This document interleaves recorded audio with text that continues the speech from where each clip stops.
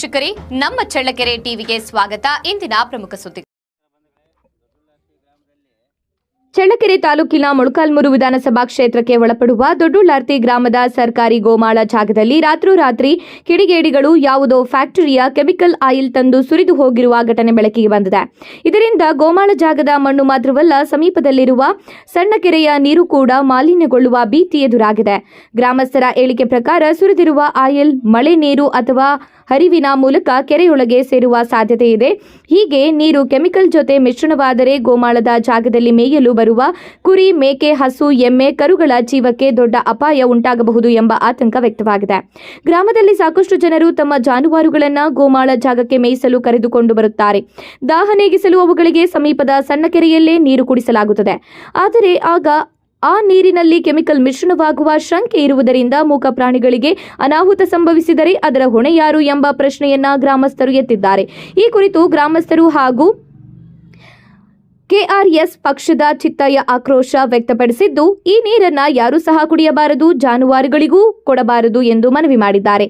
ಜೊತೆಗೆ ಗ್ರಾಮ ಪಂಚಾಯಿತಿ ತಕ್ಷಣ ಎಚ್ಚೆತ್ತುಕೊಂಡು ಜಾನುವಾರುಗಳಿಗೆ ಪ್ರತ್ಯೇಕ ಕುಡಿಯುವ ನೀರಿನ ವ್ಯವಸ್ಥೆ ಮಾಡಬೇಕು ಎಂದು ಆಗ್ರಹಿಸಿದ್ದಾರೆ.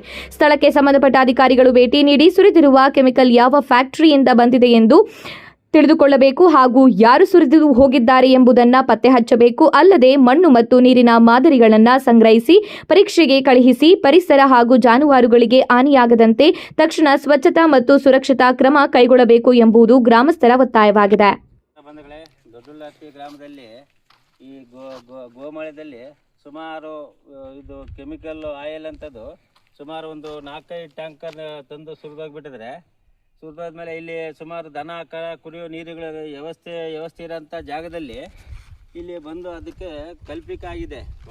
ವಾಟರ್ ಪ್ರೂಫ್ನಲ್ಲಿ ಸುಮಾರು ಇಲ್ಲಿ ಭಾಳ ಸುಮಾರು ಒಂದು 5,000-6,000 ಗ್ರಾಮದಲ್ಲಿ ಒಂದು ಸುಮಾರು ಭಾಳ ಕುರಿ ಮೇಕೆ ದನಗಳಿದೆ. ಹಂಗಾಗಿ ಕಲ್ಪಿತ ನೀರು ಆಗಿದೆ. ಇದಕ್ಕೆ ಮೇಲ್ಕಂಡ ಅಧಿಕಾರಿಗಳು ಯಾರೇ ಇದೆ ಆಗತಾನೆ ಬಂದಿರೋ ಜಲ್ದಿ ಕ್ರಮ ತಗೋಬೇಕಂತ ನಮ್ಮ ದೊಡ್ಡುಳ್ಳಾರ್ತಿ ಗ್ರಾಮದಲ್ಲಿ ಅಭಿ ಮತ್ತು ಹರೀಶ, ತಿಪ್ಪೇಶ ಮತ್ತು ಕೇಸಯ್ಯ, ಶೇಖ್ ಮತ್ತು ಆ ಕಡೆ ಇವರು ದೊಡ್ಡ ಅವರು ಮತ್ತು ಈ ಕಡೆ ತಿಪ್ಪೇಸ್ವಾಮಿ ಮತ್ತು ಇಷ್ಟು ಜನ ಕಲ್ತಿಡಿದು ತಮ್ಮ ಗಮನಕ್ಕೆ ತಂದಿದ್ದೆ. ನಮ್ಮ ಹರೀಶ್ ಅವ್ರು ಮಾತಾಡ್ತಾರೆ ನೋಡ್ರಿ.